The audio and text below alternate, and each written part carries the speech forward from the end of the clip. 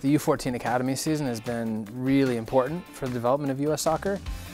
Before we were not able to recognize or identify as many top players until they were 15, 16 years old. So it's a huge advantage for the national team programs, especially, to now be able to identify this year in this cycle, the 2000s and the 99s, because we have scouts out every weekend watching games, whereas before it was a little bit harder to find them and to track them. We've had a high emphasis on style of play with possession and playing out of the back, where at this age you typically won't find.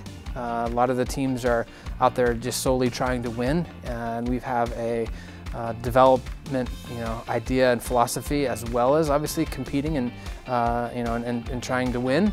But it's first and foremost, it's developmental, and so we've seen a really high level of teams actually trying to play out of the back and keep the ball.